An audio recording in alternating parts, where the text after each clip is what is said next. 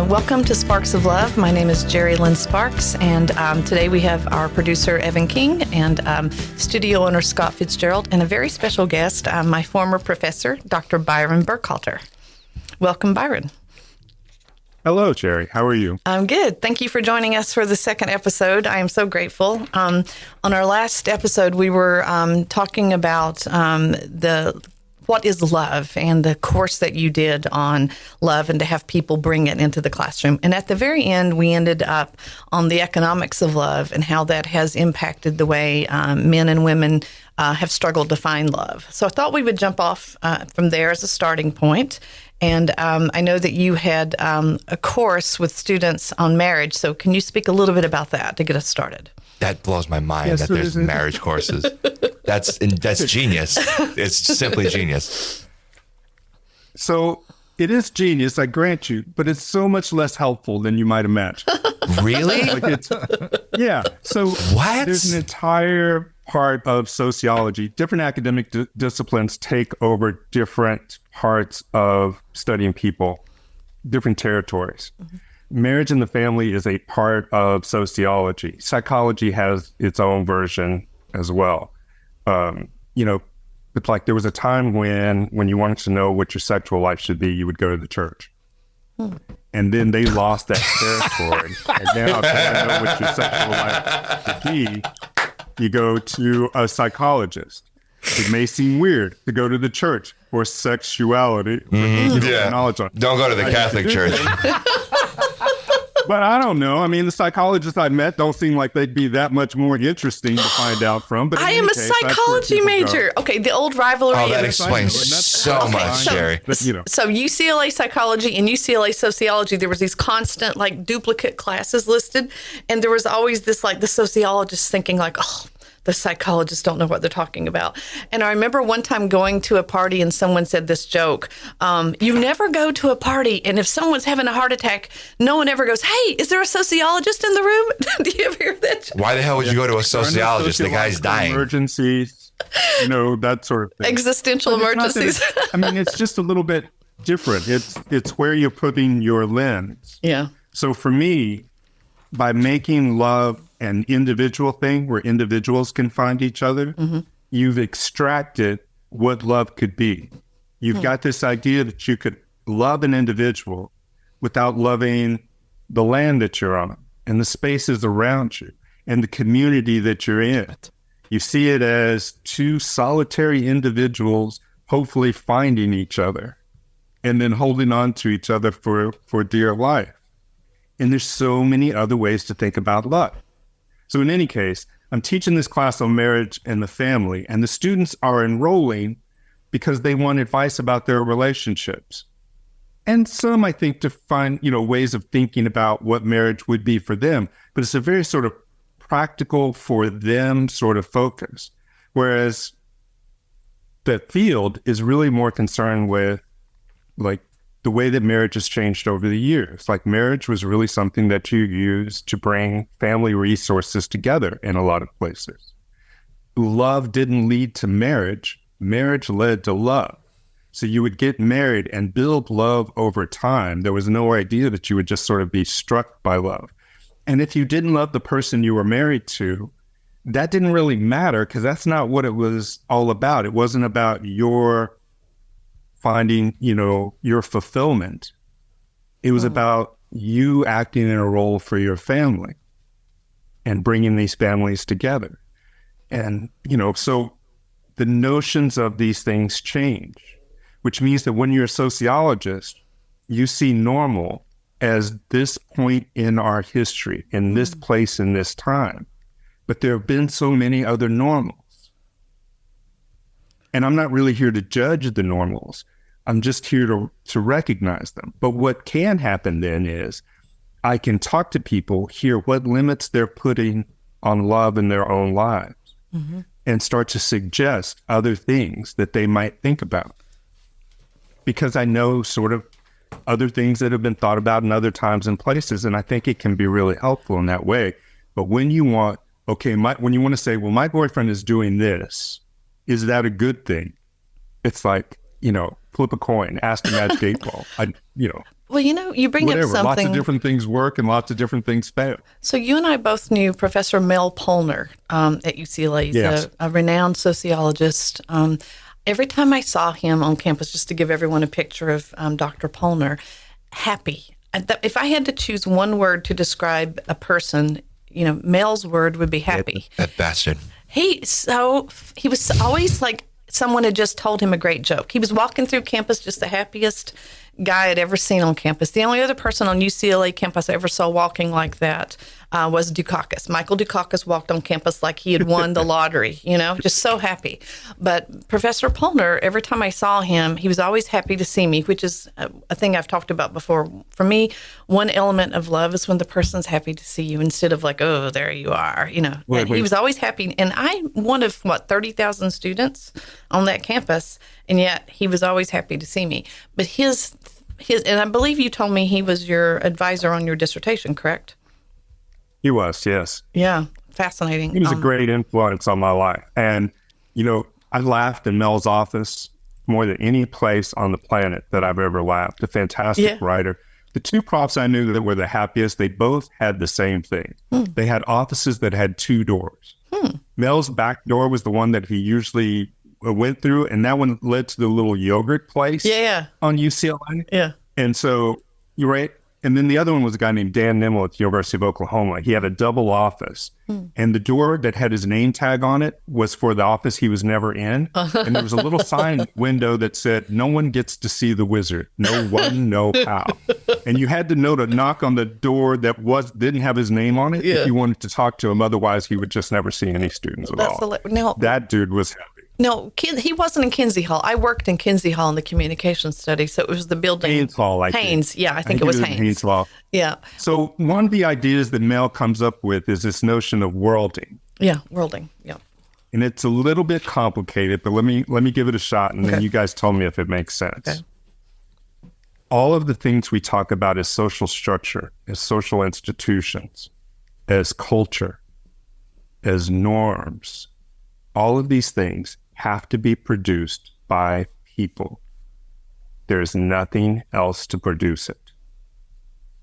And so each of us in any society with our own work have to reproduce all of the social pressures, all of the work towards conformity. And what we produce is what our culture is.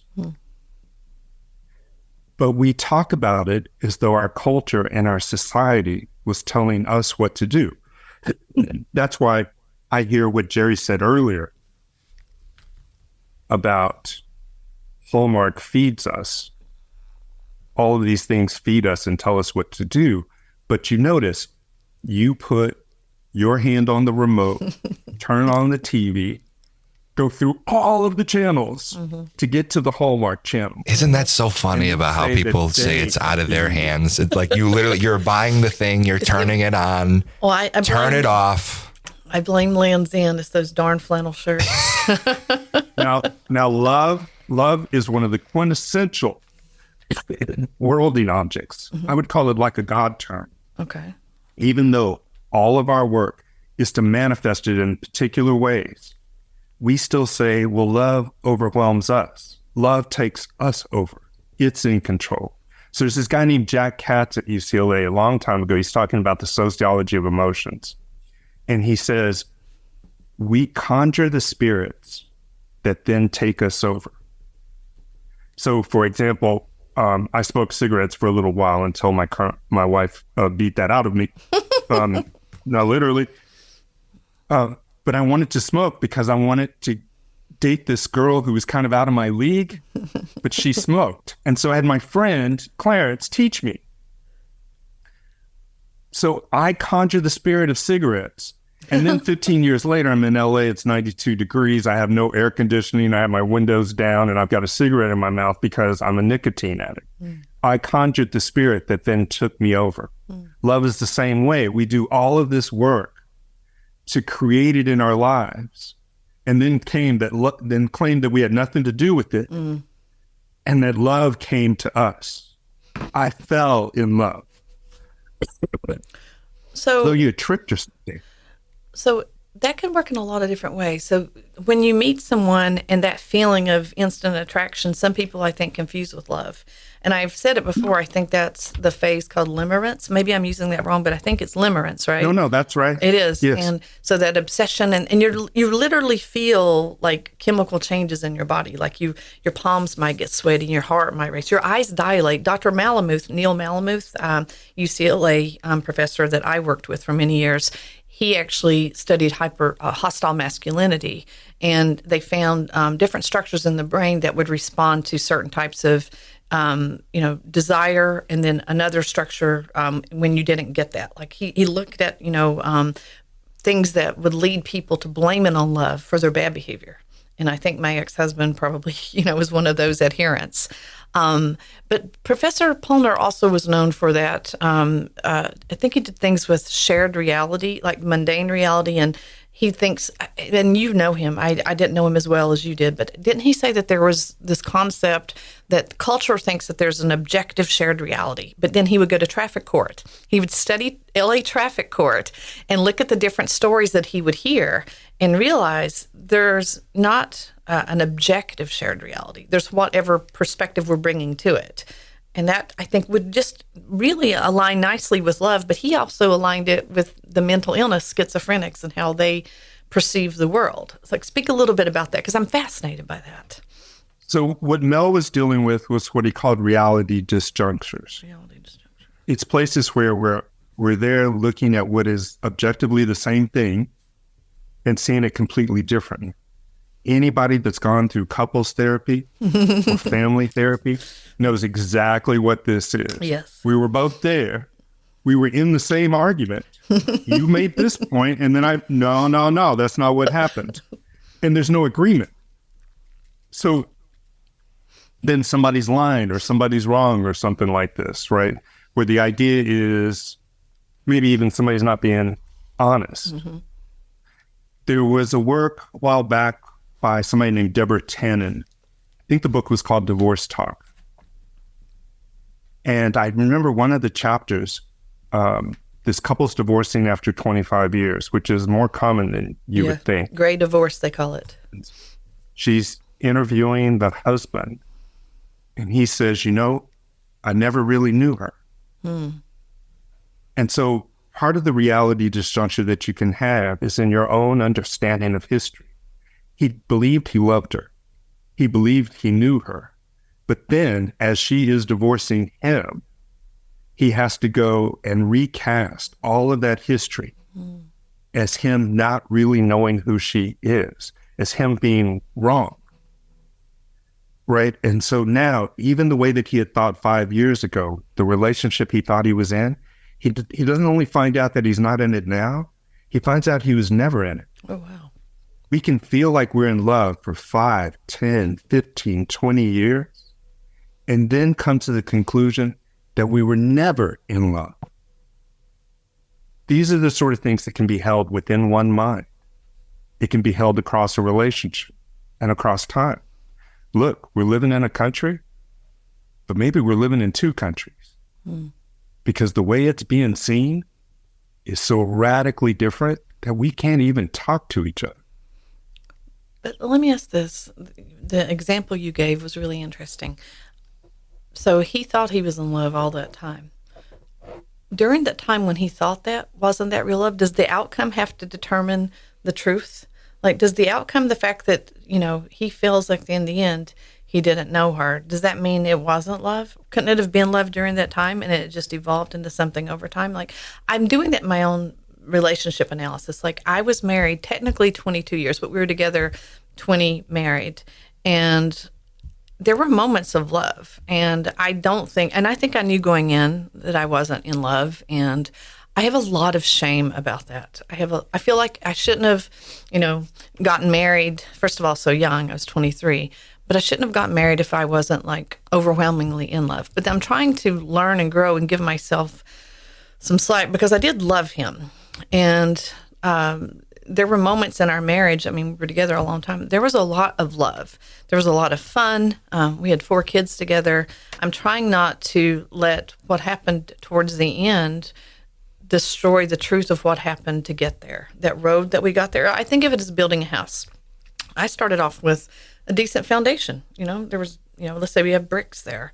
And then we added on another room and another room and another room and another room. Pretty soon we had a big white picket fence and, a suburb of Rochester, New York, and a solid life. He was a professor at RIT. I had always wanted, to have... Oh, God, he taught at RIT? Yeah, he was a professor of psychology. He has a PhD in neuroscience from UCLA. That reflects probably on my school. He was at the UCLA the same time that Byron and I were. I think he was probably a couple of years ahead of you, Byron.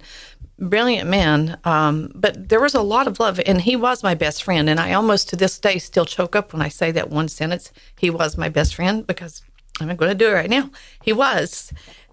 But he turned into something later in the last 8 years of our marriage that was definitely not my best friend, definitely not good. And it was a slow leak of a mental illness that he was masking incredibly well.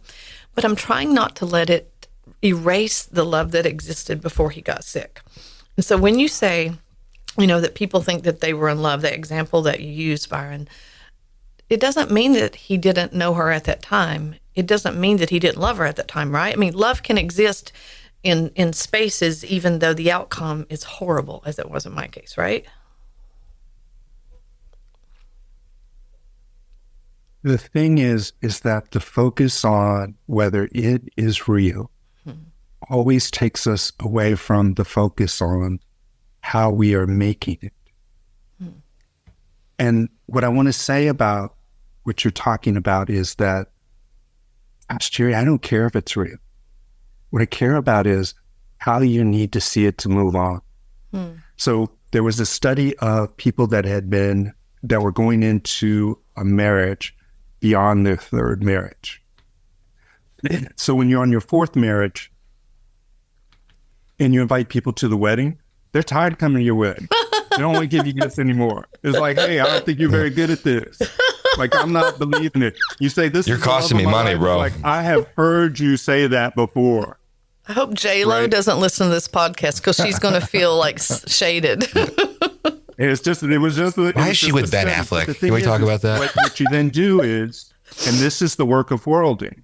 You go back and you find, well, the first one, right, was I was too young. Yeah. And this one, I was too.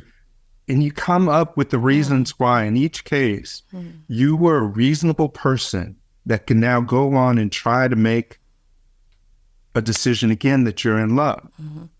Whereas the other people in your life are like, hey, you got to stop doing this. You got a little thing about getting married. You need to maybe calm down a little bit. How about you just take a break or at least give me one, right? But if you need that to move on, right? Like if you ask people who aren't in a current relationship, are you 0 for life on love? Me? Have you never gotten it right? Have you made all of these choices, dated all of these people, and had none of them work out? Right? Then maybe this is not your thing. But we don't want to believe that. And so we find out it's just men. When somebody breaks up with you, here's why they break up with you. Are you saying the universal they don't you? Want to be with you. Are you saying the universal you? You in particular. Are you saying you in particular or me? No. Anybody. Okay. Anybody. Saying Let's anybody. define that, He's saying anybody. In sociology, right? Okay. If somebody breaks up, what they're saying is, I've seen you. I no longer want to be with you. I would rather wait and see what was coming around the corner because that might be better. Yeah. Now, who the hell wants to live with that? Yeah. Right? And so what you do is you go to your friend and you tell him about the breakup. And then the friend says, well, his mother just messed up his head, or his last girlfriend really got, or, he's immature or whatever. And you come he's up an with asshole. That's exactly right. You come up with reasons why the problems are in him. And that allows you to believe in yourself so that you can go on. And Jerri, I don't care if it's real or not. I just want you to be able to go on. Yeah. And so however you need to recast your history, that guy after 25 years, the one thing he had counted on is that this relationship was going to be there for him. That thing that he knew maybe more than he knew anything else in his life is gone. He's got to get himself to a place where he can move on. I was 20 when I found out I was adopted. I had no idea. All of a sudden, everything I think about myself, you got to see it different. Yeah. You got to go back over your history and you have to rewrite it in order to go on. And so if you were in love and they leave you, how do you go on to love again? Unless you rewrite what you believed over here. And whether it was real then or real now, people's capacity to believe in concepts like love, it's beautifully endless. The way that they craft it, the way that they go back and find, well, no, this was the important part of that 20-year relationship. And this didn't matter as much. You said his mental illness leaked out. Because otherwise, Jerri should have seen it. And I'm not saying that you really should have seen it. Right. I'm saying that you could criticize yourself for not having seen it earlier. But if he was masking it, if it leaked out, if it grew, if there were certain events in his life that brought it out, then it's not your fault. And I'm not saying that it was your fault or it wasn't your fault. What I'm saying is you need to be able to live, we all do, with things that are catastrophic in our life, that are terrible in our life, that take away our sense of self and our ability to see ourselves as intelligent or smart or good or decent or whatever it is. And we create a world in which we can sort of limit that damage to ourselves so that we can keep on living and growing and having relationships and believing in ourselves. And I don't care if it's real or not. If you need it, if it helps, do, go, believe.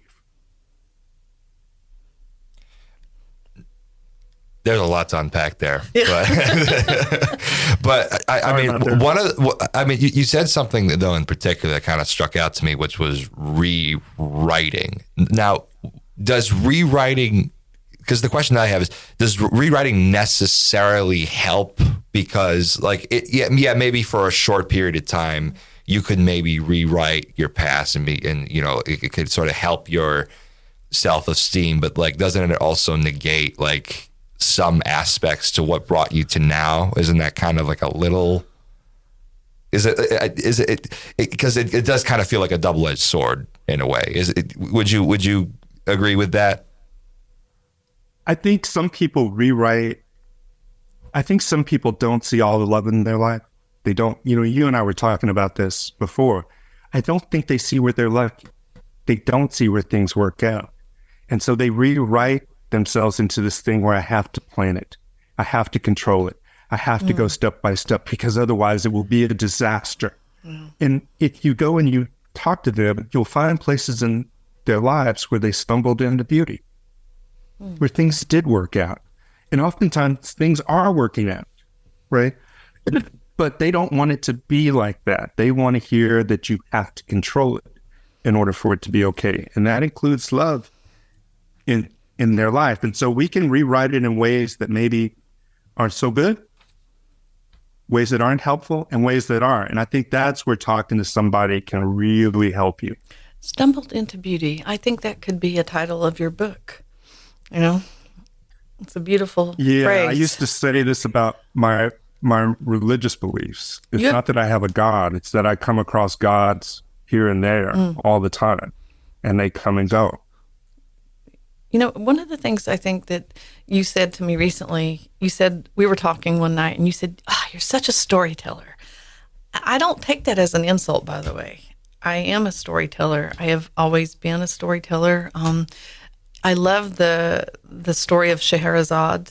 She kept herself alive by having a story for the king every night. So I think I have that right. And so he wouldn't kill her. And so there was this, probably the man I consider the love of my life, which I've talked with you about. And you said it was a capitalistic, commoditized thing because I can't have him. And I've been spending a lot of time trying to move on from that. Try and go get him.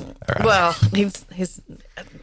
there's an availability issue. But anyway, one of the things that I have done is make myself a creative producer.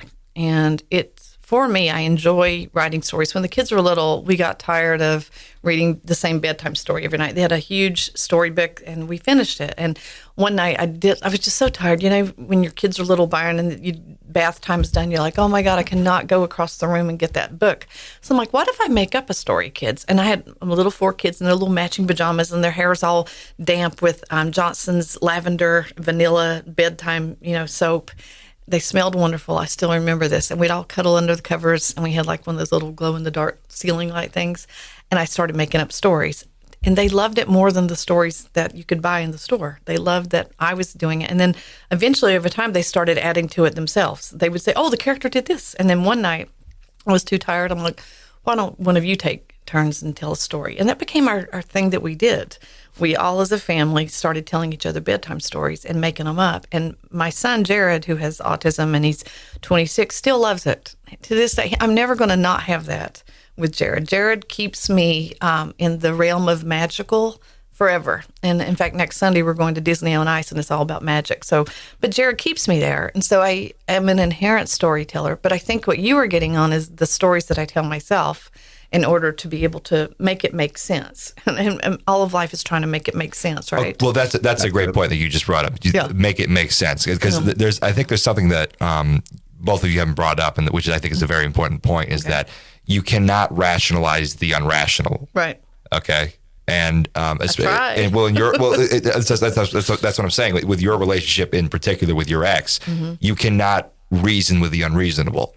And I feel like that's a lot. There's a tendency for a lot of people, especially in our society and a lot of Western cultures, we tend to rationalize something that you cannot reason with. Well, the weirdest thing is I had a neighbor, and he saw how my ex didn't celebrate me. And this is where my voice cracks sometimes. And I think it was my 35th birthday, somewhere in that range. And I was a little excited, still young. We hadn't lived here very long. We lived here, I think, 3 or 4 years. And my neighbor was friends with my ex, and he said, well, what are you doing for Jerry's birthday? It's like a next couple of days. And the ex goes, oh, I don't know, probably, get her a cake or something. And he was so offended by that, because the way my neighbor loves his wife is he celebrates her. He wants to pay attention to her, good listener, see what she likes, and do something that's specific and unique to her, and then give it for her. So what my neighbors did, the 2 of them got reservations at a nice underground restaurant that RIT professors go to. The Johnson House of Churchville is amazing. And it has candlelight, it has a piano bar, the nice wood paneling like Byron has in his house. Like, it's so wonderful place, and you feel like you're in another little world. It's very cozy. So they made restaurant reservations there for the 4 of us. And then I used to be a gardener. They bought me this beautiful plant with purple flowers and a gorgeous planter. It was like a metal gray, really nice planter. And I was just so touched by that someone actually took time and care to do something specific to me. And it remains one of the best birthdays I've ever had, and it wasn't with someone that I was married to. My ex-husband never, ever gave me a good birthday, never, ever celebrated me, whereas I gave him, knock it out of the park birthdays. I made sure that I thought of things that were specific to him, that he would like, and it was never reciprocated, never. And part of me felt like I wasn't worthy of that. There was something about me that didn't engender that in him. It didn't spark that in him. And I think that damaged me. I mean, honestly, I think it damaged me. And I really don't tolerate negative behaviors, and I don't get interested or invested in someone that's not going to invest in me. And you're never going to, unfortunately, with people like that, you're never going to, because it seems like that's why I cut him. Is he a narcissist? Absolutely, textbook, actually diagnosed. Well, that's what I mean. He's actually diagnosed in college, which I did not know. Wow! I found the papers later, but I'm not saying names, so I'm with all. He had papers. Long story, but yes, Byron.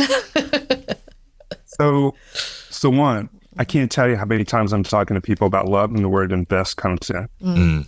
I capitalized it, didn't I? So when I say things are capitalistic, just remember, y'all to goad me on. Yeah. Right? Well, that's just our society. It's not going to change anytime soon, I want, it's a transaction, almost literally. I celebrate him. He doesn't celebrate me. Now, I'm not defending that dude. Right. And I can't defend dudes in general, but I'm definitely not defending that dude. What I am saying is your way of showing love is through these celebrations of the other. Service, too. Acts of service. But then there might be other ways, not your ex-husband's way. No, I don't want But other people may have ways of showing love that aren't the ways that you're looking to receive love. Mm-hmm.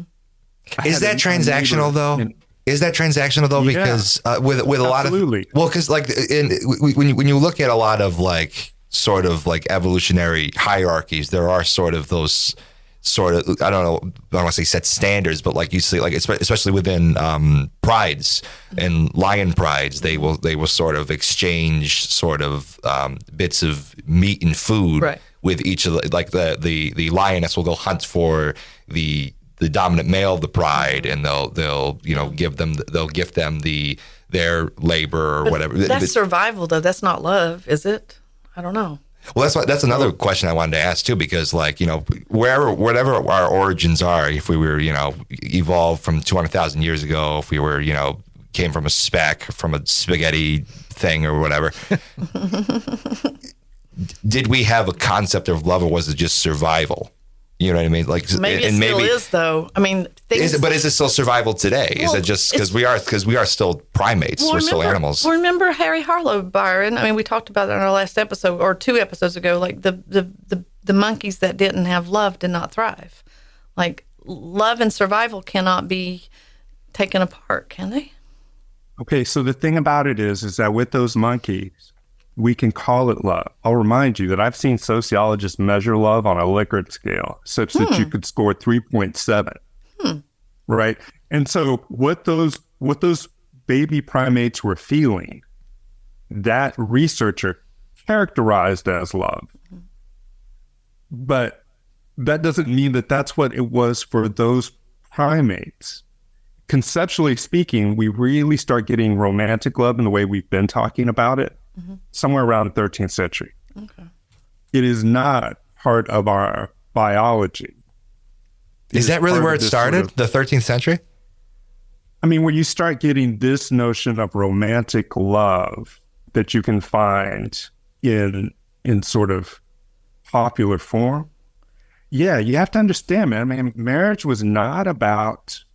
Wow, I never knew that. It was not about love. It was not about fulfillment. It was a family obligation. But think about this, Byron. You're doing it for the family, right? And so, yeah, the thing we're talking about, it is not biological. And this is part of what worldling is. We have these concepts that are normal for us, and they're so normal, and we live in the normal so much that we start to think, wow, it must be universal. Like I've heard people say Shakespeare is universal. Shakespeare was on an island. It was the 16th century. Like that's a lot of problem with Western, particularly in American cultures, because they think they think everywhere else is like here, but it's just not. There's just different. Everywhere else is different. That's right. And our way is transactional. There was a tsunami somewhere I think it was in the Atlantic Islands. It hit. We sent our grief counselors to help them through the massive loss of life. Eventually, they kick our grief counselors out of the island because our grief counselors are talking about loss. And they're like, we haven't lost anyone.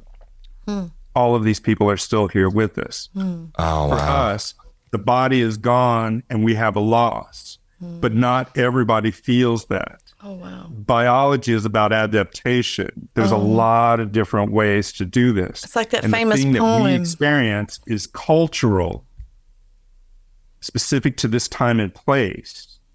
It's not everybody everywhere for all time. Well, This doesn't have anything to do with primates. By the way, you can be around a person, be curious about them, be interested in them, and not have the weight of this notion of love all around it.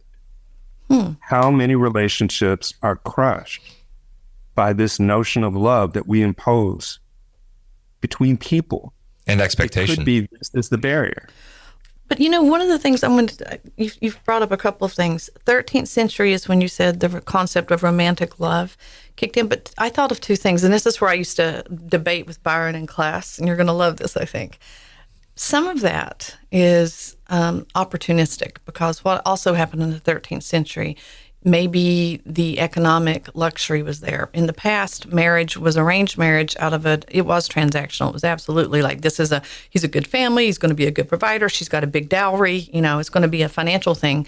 And then maybe love happened over time, or maybe it didn't, So economic luxury of, the rising economic success. And then also literature was more widespread. More people could actually communicate. And so maybe the concept of romantic love existed before, but we have no archaeological evidence. So the best we can measure it may be from the 13th century, but we really don't know, right? I think that that's always going to be the case, but let me just say it a little bit differently. Okay. Once you get the printing press, right, and it's starting to go around, and you start to get literacy Gutenberg rates Bible, up, right?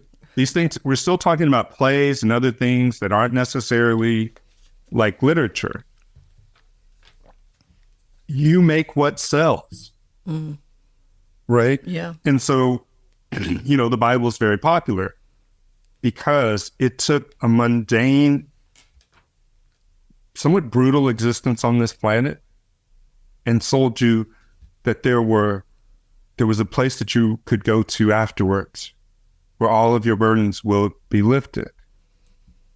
Again, with love, right? Dealing with people, living with people, not necessarily the greatest thing. I know. we don't get prettier as we get older. Bite your tongue. Bite your tongue.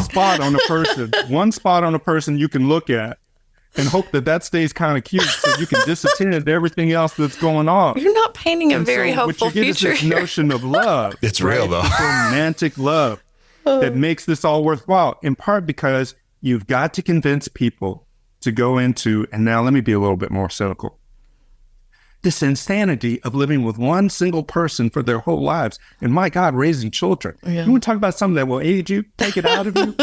Oh my God, children. And are you waiting for them to be appreciative of it? Oh, hey, when you're my age, you find out that that's not the way that cookie crumbles, right? And so you've got to be convinced to do it. And love is the greatest con you could ever have for these sorts of things. Again, just one way of thinking about it. This is basically coming from the idea that we have the economic need to have people create families in order to bring up the next generation of workers.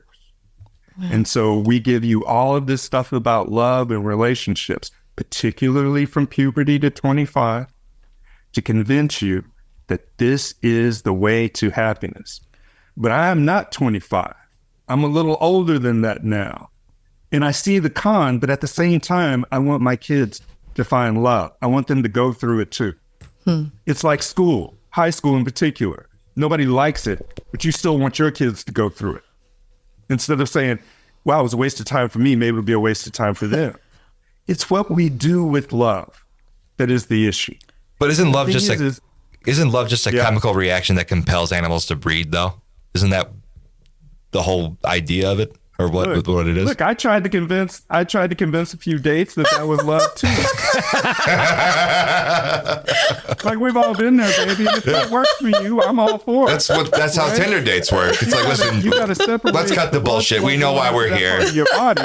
You don't want to know me. I don't want to know you. Let's just get it over with. But let me ask this. So going back to what I said about it was hurtful to me to not have my ex-husband invest in me. What if it's just the vernacular? It's a capitalistic vernacular, but the sentiment I think is important that we don't gloss over that.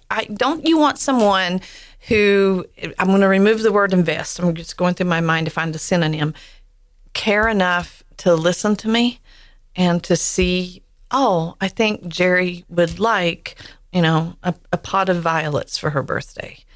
It's a simple thing, and it shows that he's paying attention to what I like. What's wrong with that? I called it an investment, but I didn't mean the way we're, defining investment in our capitalistic society. I meant, spend some time, pay a little bit of attention. Like every time I say a word, it comes out capitalistic. Spend and pay. I'm trying to find out words. I'm just listening to him. I need to change my vernacular. How can I get a non-capitalistic word to show what I'm wanting? It's never going to happen because we live in a capitalistic society. It's never going to happen. I feel That's like it. okay, He's right. but it's never going to happen. But I can start the trend here. Let's come up with love language that's not capitalized and not commoditized. So Byron, you go first. What's a love language word where it's showing care, but that doesn't have a commoditized, bent to it? So I got to tell you, most of my work is in race, and I get a version of what you just said. And it's why sometimes I come home and pour a whiskey. Yep.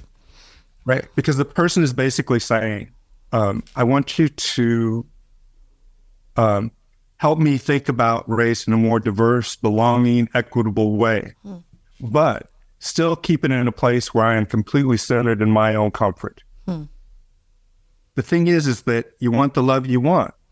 And it's not that it's bad. I wouldn't ever say that. If you want to be celebrated, if you want somebody to throw you a birthday party, if you want somebody to see just how special you are, I'm all for that. What's a little unhelpful, I think, is putting the weight of love on that. How about you just want to be celebrated? How about you just want somebody to throw you a party, or just go, my God, you're extraordinary. Or maybe just to see your beauty.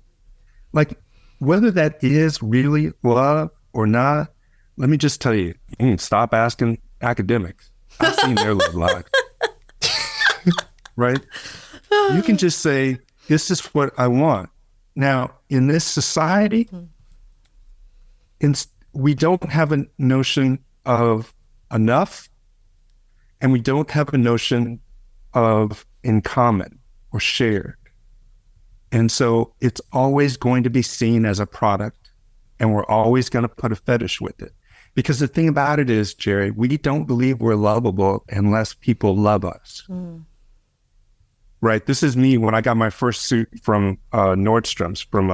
I was so proud. I walked around the mall with it. West Side Pavilion? Walked around the mall. Were you at West Side Pavilion? Yeah. That's right. Back in the neighborhood, you got a new car, you drove really slowly around so everybody could see you. Washed it in the front yard. Could associate the value of the car, and it made you feel more valuable. Yeah. This thing you're talking about is getting value from your ex-husband and the value you weren't getting about yourself. And we expect it to come from the other person. Right? And we need it to come in just the way that we want to give it. So then we give it to them and then resent it when it doesn't come back.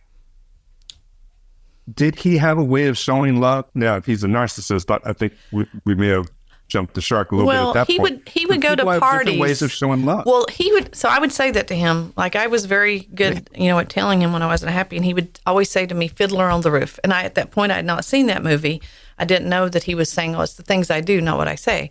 But then we would go to parties, in like Burbank and Westwood and stuff like that, and he would make it a competition. I had to be the most beautiful woman in the room or he would be upset. And it was sick, man. It was really sick. And I remember one time going to a party in Burbank with all these actresses, and I didn't know that was a party I was going to. And I mean, LA is full of beautiful people. Byron can tell you, it is just like eye candy. You just, everywhere you turn and go to the park, and there's these like models, guys playing basketball with their shirts off. Like, it was just, it really spoiled the eyes, and so I go to this party, and there's just like probably 10 gorgeous women, and I'm like, I didn't know he was like this. This is very new in our relationship. We'd only been together a short time. And I know I was watching him, he was like going around the room and just like sizing everyone up, and I kind of got a little jealous. I'm like, well, what is he doing? I was a young girl, I was 22.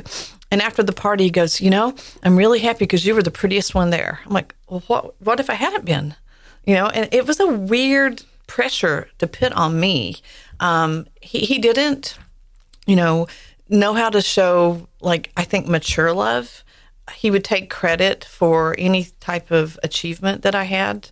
He would edit my poetry till it was down to nothing. Even I just showed him the poem. I didn't want him to edit it. And he's a good writer. He has a writing degree from the best writing program in the country. Really good writer, MFA in creative writing. So really smart, but it didn't mean that he got the heart of what I was saying. I really think all of this comes down to is I felt really unseen, and people want to be seen for who they are. And I don't think in that relationship I ever did. And so going forward, I want someone, and I don't want to use this phrase because it's capitalistic. What I wanted to say, and I'm not going to, with someone who adds to my life, because that's a mathematical computation. I want someone that Compliments. Thank you, a non-capitalistic term. Someone that complements my life, accepts me for me. Wait, what was the term that you said that you think was capitalistic? Add. No, before add. What was it? What was Invest. Invest. I mean, I think there's a whole. By the way, is compliment complete? Oh, damn it, Byron! Damn it! Do you see it? damn it, Byron. Do I see it? My God. But you're not going to change it. We're not going to change it. Just everything you say. deal with You're it. the most beautiful woman in an LA party. Which I guess is a compliment. Have you seen the LA people? That you want. I didn't like the fact That's not a celebration. I didn't. That's not a special and unique thing. All of a sudden, that's actually a bad thing that puts pressure on you, and it's coming from him. I felt Does like any of this come from you? I felt like at that moment, he was. I mean, I don't think it's fair to pit women against each other like that. First of all, I don't like that. Even if you do it, keep it to yourself. I don't want to hear that. And second of all, it did put pressure on me. Like, okay, what is his feelings for me going to be like if I go to a party and there's someone like Brooke Shields walks in the door? And actually, I ran into Brooke Shields in the grocery store, that same grocery store where I saved the plant. She was also in that grocery store. Did she also save a plant? She did not, that bitch. No, I'm just kidding. Hey, Jerri, when you wanted the nickname that was just for you over the other girls, right? You did. That wasn't a competition. That wasn't something that made it meaningful because you were above all the other women. Roasted. Damn it, Byron. This whole podcast, I'm just going to say, damn it, Byron. Boom, roasted, So Jerri. what I'm talking about in a way is saying, are you manufacturing how people don't love you while you're saying, I'm looking for love? Holy cow. Do you go about making sure that it could never really be there while claiming to be a searcher for it the whole time? Oh, my God. I'm saying in the worlding, in the work from Mel Pollan, this is in your hands to make. And you'll make it with others, to be sure. But sometimes we are missing the thing that we're working so hard not to have. There's so many people in this country right now looking for a connection while finding all kinds of ways to disconnect themselves from the other people around them. And that's the part of it that's really capitalistic, is that we believe we can extract what we want and leave the rest as a waste product. Well, I remember But that waste product is the world we live in. And so we're actually creating the horror that we think we can get around. Well, I remember the other night when we were talking, you said, I bet you are sitting in a chair that you bought in your renovation, because I renovated my house, and to the left of you is a chair that this imaginary he, could fit into. Like, you've built this life that's just waiting for him to walk in the door. I'm like, oh my God. I kept thinking about that all night long. Like, you're right. You're absolutely right. I have built a space, because, when you have kids living at home, they destroy your house. And so as soon as I became an empty nester, I'm like, okay, I have got to fix all this broken furniture. And it was incredibly healing to have that big dumpster and hacksaw things in half and just get rid of stuff. But I wanted to create a space that I love. I don't need to escape from my house to find peace. I really enjoy the place that I live. I love my home, but it would be nice to have, someone there. But, you mentioned. Are you going to fit into his house too? I don't know. Does he have a chair for you as well? I don't know. You'll just sit there and watch whatever it is he watches? I know. I don't know. I don't know this. I don't know. Let's find out. On the next episode. But you also said something earlier about the tsunami people, and it reminded me of a poem. I want to say it's Wordsworth, but I might be wrong. I know you know it, called We Are Seven. And the story of the poem is very beautiful, where the poem is written in a time when it was pre-vaccines. And so when people used to have 9 kids and maybe 3 would survive. You had, there was an agrarian society. You needed workers on the farm, but people also didn't have birth control. So they had a lot of kids. I've done my genealogy. The way they solve a sickness, they bathe with a chicken. You know what I mean? Oh, I've done my genealogy, and I was like, they lick a rat if they want to get rid of the syphilis. But I was shocked to see how many kids my ancestors had. There was one of my ancestors, I think that they had upwards of 12 kids. Shocking. But the poem was written at a time when, the average age to live to, childhood was maybe 6, if that. I mean, Byron would know more about the sociology of that. But the poem is this little kid who's sitting on the porch one day, and a visitor comes up, and he sees all the members on the porch back when people sat on their porches, and he goes, "Oh, I see you've got 5 family members here. Let me talk to you about this." And the little kid speaks up and goes, "No, we are 7." And the man counts again. He goes, "Oh, I only see 5, and I might be getting the numbers wrong here." And then finally, over the course of this gorgeous poem, she goes, "No, we've got one who lives, in this part of the cemetery, another one who lives over there." And this little kid continues to count them. And I've seen people, when they've lost a child, that they still celebrate the child's birthday. They go to the cemetery and they put flowers on. They have a party around it. Their other later born children go and celebrate. It's a beautiful thing. And I just love the idea that love doesn't end at death. Love is always there. What Byron said about the people in the tsunami not having the loss. Love existed. And to go back to something I said earlier, that man of 25 years thinking that he didn't have love, I think that I have had love in my life. I don't think that I've had the kind of love I want in my life, but I have had love in my life. And the relationship that I had that was the longest, my marriage, there were loving times in it. And I think that it would be wrong, for me, and I've gone through therapy, to say that, I was never, I never had love from that man. That's not true. I wouldn't have had children with someone that I did not have love at some point. The point of this podcast, though, is that I want a different kind of love. I want something that feels good and doesn't make me... So do you just want to be happy?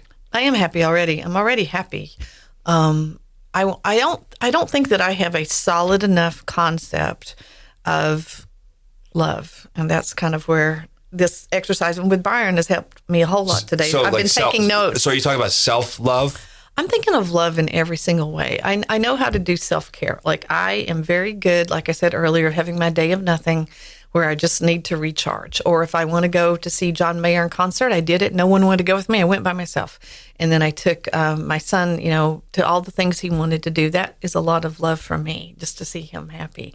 That's love for me. So I have love in my life. But I really think you have to do introspection in order to grow. And I wanted to do what parts of my life, my choices, myself, my hand on the remote of my own life, what buttons have I pushed, what choices have I made, what channels am I watching philosophically in life that have led me here. And I don't think I'm going to get to a place of satisfaction about the topic of love unless I do this introspection. I'm making myself incredibly vulnerable in a public way.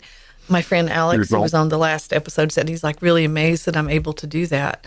It's not self-aggrandizement. I really think like that, the TED Talk with the lady that studies shame, I'm forgetting her name, the sociologist. Brene Brown. Brene Brown. I love her stuff because she talks about you don't grow without vulnerability and that we all have shame inside of them. And it really is true for me. There's things that I've done in life I wish I had done differently. I don't know a human that's being honest with themselves that wouldn't say that. But I think by asking questions of ourselves and then asking people who've known me for decades, like Byron has, and, new people, in my life who are just coming into adulthood, I think it's important to have that conversation so I can at least... Adulthood is shit, by the way. It depends on how you look at it. Every stage of life has that moment in it. But Could I just say one thing about that? Absolutely. There's part of what I think sort of hurts your goal is this notion that you look inside. And I think since the 70s, there's been an entire self-help and wellness movement, that goes through things like mindfulness and breathing and meditation and introspection. Which infuriates the shit out of me. Don't even get me going on that. And so we have this thing where what we don't actually practice is how to connect with other people. And even when we want to connect with other people, this individualistic society tells us, go inside yourself first, and primarily inside yourself. And I don't know where the work of connecting is really done. And I think sometimes when we go into the introspection, it's a way of connecting even less. Right, but how can you... I think that work is bad. I just think that there's not the balance. How can you connect though if you're not really in tune with yourself? Because if you're like walking around like as an empty husk, you can't really make any connections. I had a guy say that to me recently, Byron. He said, right now I'm not good for anyone. What about that phrase? I said that. You know what? Even later, he might not be good for anyone. There are Wow. communities. But he didn't mean there are people that are born into a community where they see their place with others. There are people that in the environments they live in, they know how to both give to that environment to help sustain it and take what they need. There are people who see themselves as caretakers for a culture for generations past and generations ahead. But we come into this individual idea where you make it by pulling yourself by your bootstraps, why it's your merit that has to take you there, where you need to have individual goals, individual sort of checklist in order to get through. And then we say, well, why can't we find love? It's because you've never done the work of connecting with others. And even when you want to do that work, your religion, this individualistic religion, tells you go even deeper inside yourself in order to find that connection. And so it's that contradiction that I think makes the West, capitalistic societies in general, industrial societies in particular, not always leave it as a carrot out in front of the horse that you can never actually quite get to. Yeah, that Because makes a lot of sense. But as opposed to what, though? Well, he's saying, are you saying that maybe, let's take me as an example, am I not making myself available enough? Because I actually have, and, you know, society tells women, you know, don't be the ones that chases the guys. I've actually made myself vulnerable and told someone how I feel about them before, and they did not like it. But I think ultimately they're so individualistic. They feel like, you know, George Clooney in the 1990s, where he just didn't want to be with anybody. He like dated everybody. You know, I keep on running into those types of men that aren't really looking at anything other than the salad bar, the buffet, you know.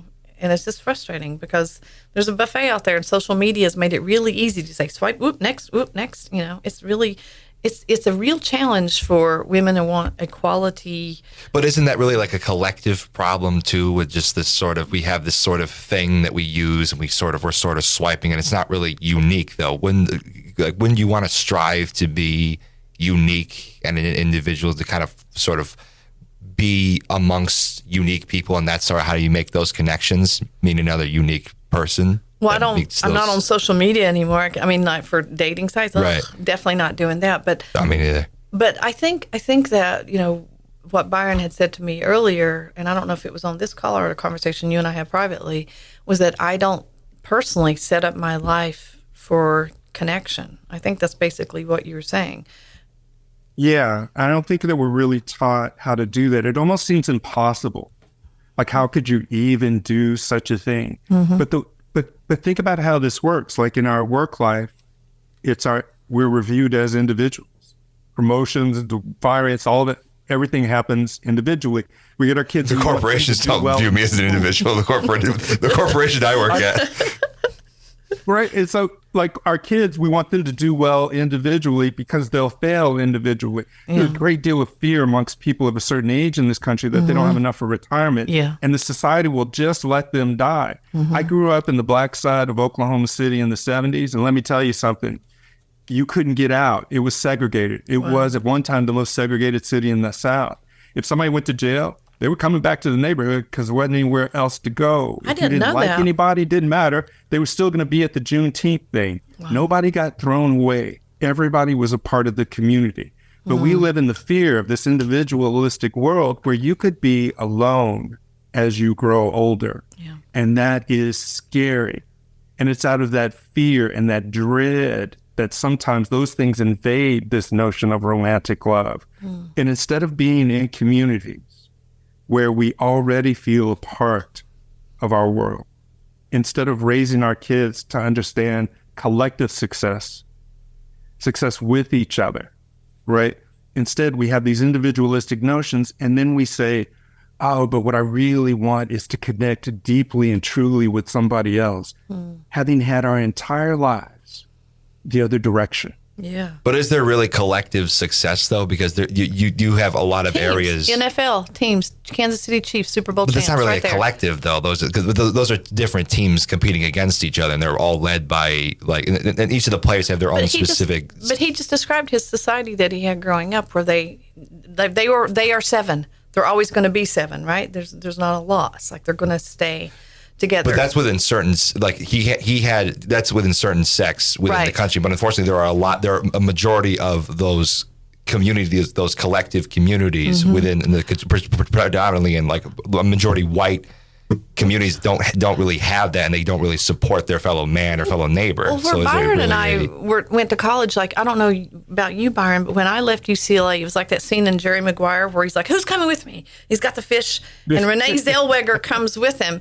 And then the moment they shut the elevator doors, everyone's back down to the cubicles working like it never mattered that he left. And then when I was leaving LA, the same sort of thing. No one, except for a handful of people, knew I was gone. Like the people at the post office didn't know I was gone. The people at the Starbucks on Sunset, in Barrington didn't know I was gone. I didn't make, more than just a momentary blip. And also, I would argue, in our lives, we matter to a very small circle of people. And after, let's say 100 years after I'm dead, there's not going to be evidence of me because all the people that knew me are dead.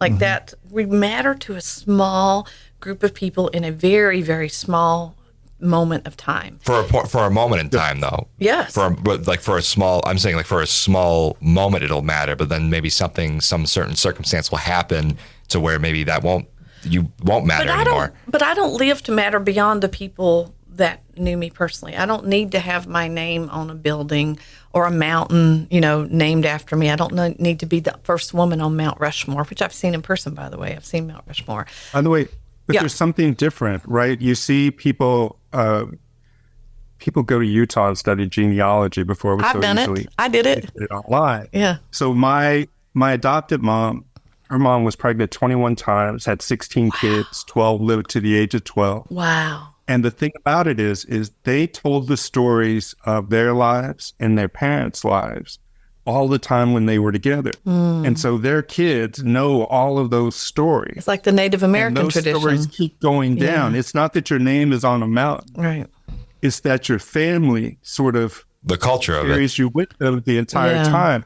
But all of that talk about the family are ways of maintaining, of realizing, of making manifest your connections to other people, even if they're 2 generations ago and you never met them. Those people know how to do the work of love each and every day. Now, they're not going to get rich because there's no jobs for those kinds of skills necessary, right? But they know how to love. Or sometimes they look down upon those skills. Given the rest of our lives, we have enough practice with what we're talking about. We're talking about as though if we just get the right conception, the right definition of love, boom, then we'll know how to get there. How about like with the football teams? You have to practice all the time in order to be able to play those games at that level. Where is your moment by moment, hour by hour practice of connecting with people, of loving people that would allow you to get these things that you want? What's wild is that we can find these acts of looking for love to a small part of our world, even though they're supposed to matter so much. And then we're upset with ourselves when we can't get there. It's maddening. Yeah. What else would it be? That's an amazing point to end on, and I have chills. As always, Dr. Burkhalter, you are the most interesting person to talk to, and so gracious with your time and with sharing the information that you've gleaned of your sociology career. I think Evan and Scott and I have had a wonderful time speaking to you, and I'm definitely going to be calling you later. You're not going to get rid of me. It'll be much later because I'm going to bed. Yeah, what time is it over there? Saturday. Was it like 7:30 in the morning? Man, it was 7:30. Okay, well, I'm gonna declare that an act of love. So thank you. Well, we found it. You're welcome. We finally found the love. Your uniqueness. That's right. Yeah. That individual love. I don't want to ever get up this early again. Well, thank you so much. I really appreciate it. And thanks, everybody, for listening to Sparks of Love. Have a great day.